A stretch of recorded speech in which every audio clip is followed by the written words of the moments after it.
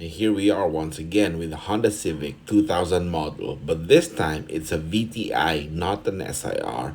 And the interesting story here is that this is first owned. This was purchased by his parents or the owner's parents, and it came from Honda Cars Makati, and the Honda Cars Cagayan de Oro had to order it because this is the unit that they bought. And of course, we will talk about some other things like the dyno sheet and how to check and decipher it. And of course, we got a wonderful surprise for you guys at the end. Oh, you're gonna love this.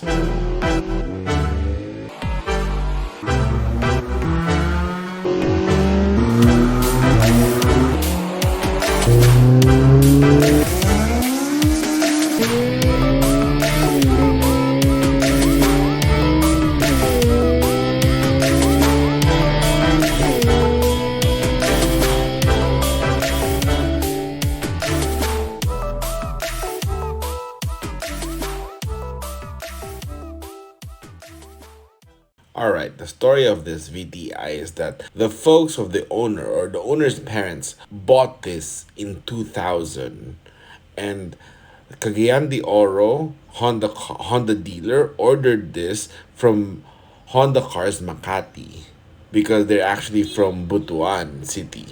So look, when you see people locally selling cars and they claim it's fresh, oh, this is beyond fresh. Look, even the brochures and this wonderful pouch from Honda.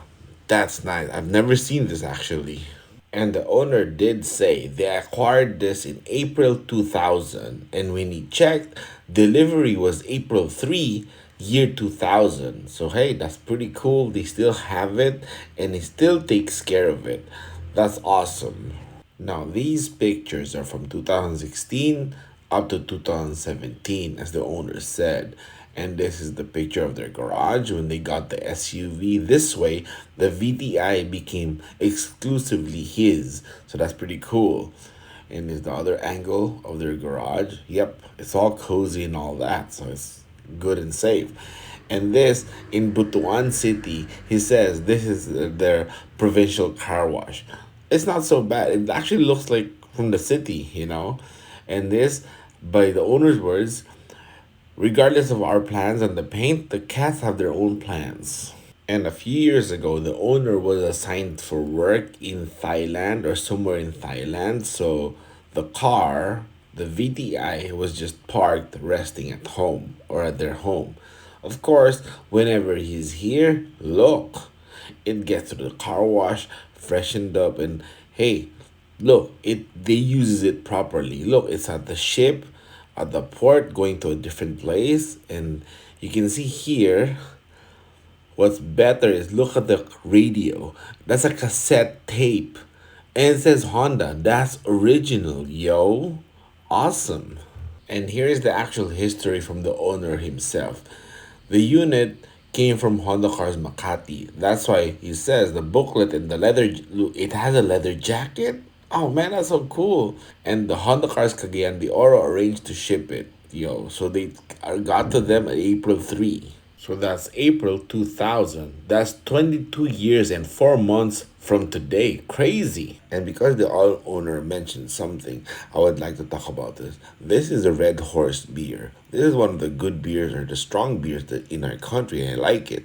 And the owner did say they have the Red Horse exported in Thailand. And look, oh man, it actually looks really good. And you know, hey, if the beer looks good, the beer tastes good. I'm gonna drink it all. So props to our peeps over in Thailand. You got a good looking Red Horse beer, guys. Yeah. And before we delve into more interesting stuff, hit the subscribe button if you haven't and hit the bell. Yes, hit the bell so you get notified. And of course, like this video so it gets spread to a wider audience because hey, wider audience means more pressure for us in giving you better content, and we love that kind of pressure, you know. And here are a few history related pictures. This is from years ago, obviously, and then the brothers. And one thing that's interesting here is the owner said all three of them, the brothers, learned to drive on this VTi. Hey, that's like us on my dad's Beetle. We all learned how to drive on a Beetle. That's cool. And we did say the owners were from Butuan City, right? And here it is outside. Oh, it's good in the sunset.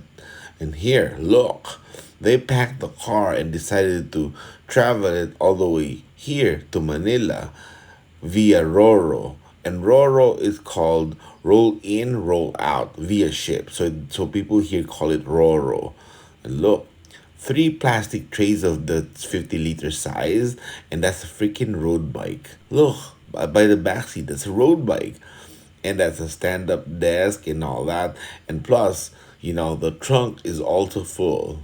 And that is called a utility vehicle. That's a good VTI right there. And here's a startup idle before it gets to the ship, before he drives it to the port. Look, 95,607 original mileage. Because, hey, they're the first owners. There's no point in tampering it, right? This is really, really cool. But you know what's even more cool? That full tank. Man, I wish my car is always like that. Hey, with gas prices right now, that looks beautiful. That full tank gauge, But hey, it's a cool car. It's checking all the things. So that it's working. This way, when you have to check something else, you know what was functioning prior. And that's a typical car guy, It's like as if Roro or the ship is gonna take like 5 months. It's just gonna take days. You're gonna see your car again, that's fine. But hey, we're all the same when it comes to that, right? Now here, look at this. Car is now ready at the port. Yep, waiting up. And it still actually looks really good, right? And here, the owner did say they know some people at the office of To Go Cargo. So if any of you guys need help, he could give us the contact numbers so that this way you guys get taken care of. So hey, hit us up on that on our page. We'll let you know. And I don't mean crazy discounts, okay? I know how you guys think. Probably a bit of discount, but it's more like so that you guys get taken care of properly.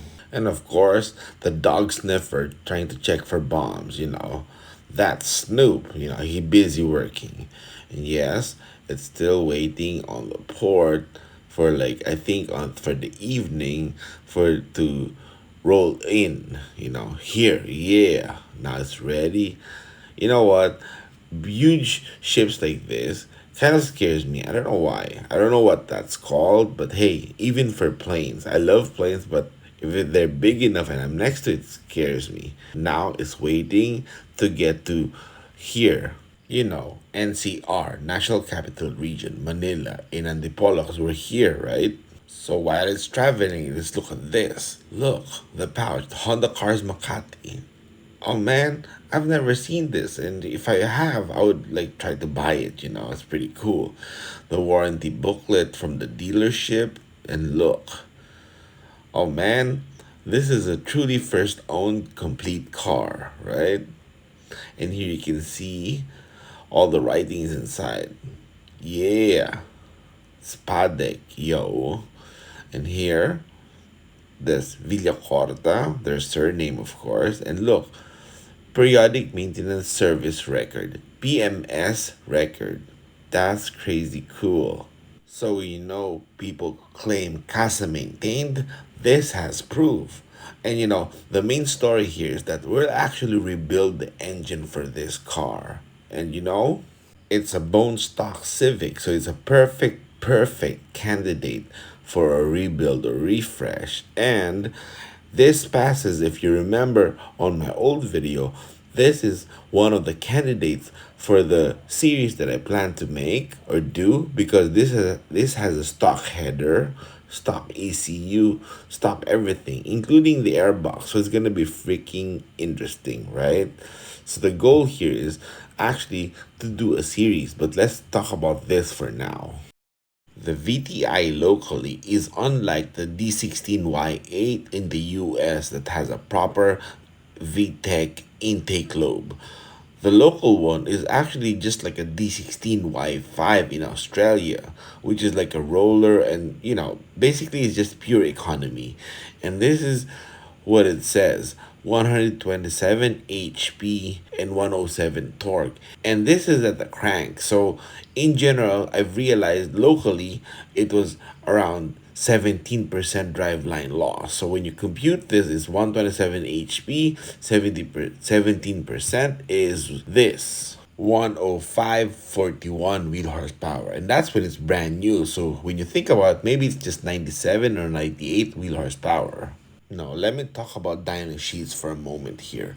Usually, what I've learned or realized to check on a Dynojet is the torque numbers are accurate if they're, giving the correct numbers. Meaning, if the torque numbers are too high, obviously the horsepower is going to be higher because, horsepower is a product of torque over time. So when the torque readings are high, naturally the horsepower is high. Like for example, on a B16, torque is around 113 or 112 to 113 feet-pounds of torque on a B16. That's why some time ago in Hondata, someone posted a 200 horsepower B16, but the torque was high. Someone commented or said, that's a big B16 because the torque is not for a B16, it's beyond that. And of course, for the B18, it's between 131 to 135 feet-pounds torque. And obviously, on a 2-liter or a B20, it's between 151 to 156 feet-pounds torque.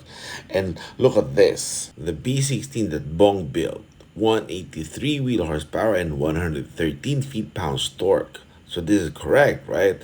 And of course, for the locals, I'm sure you guys remember or would notice there are people posting a B16 that made 202 wheel horsepower, but the torque is 126. So when you think about it, that's roughly 10% or 10.3%. So 126 is 10.3% higher than 113 feet-pounds. And because torque is horsepower is a product of torque over time, 183 wheel horsepower, you add 10.3%, and guess what? It's 201.8 wheel horsepower. So is it a 200 wheel horsepower engine, or it's just the same? It was just with a higher reading, or you dyno at 3 a.m. and you show an uncorrected number, is gonna be high. And you know what? Jay Meager of Real Street Performance did talk about this. You can click here for his video and explanation, because uncorrected during launch, you can have a low reading, but when it's really cold, he said you can see around 30 to 40 wheel horsepower more. That's crazy, right? Maybe that's why locally they show incomplete dyno graphs. So when you think about it, look at this. You guys remember Javier's B18C1 GSR motor? It made 201 wheel horsepower and 133 feet-pounds torque. And I'm sure you guys have seen locally, some would post stuff like, for example, a 225 wheel horsepower B18C, but the torque is 151. And when you think about it, 151 versus 133, that's 12% higher. So hey, let's do the math. 201, you add 12%, that's, guess what? 225 wheel horsepower. Ta-da! So when you think about it, is it really stronger, or the dyno is just reading higher because it's 3 a.m. or 4 a.m. and it's uncorrected? Or is that a 2-liter B18? Okay, now let's go to the B20.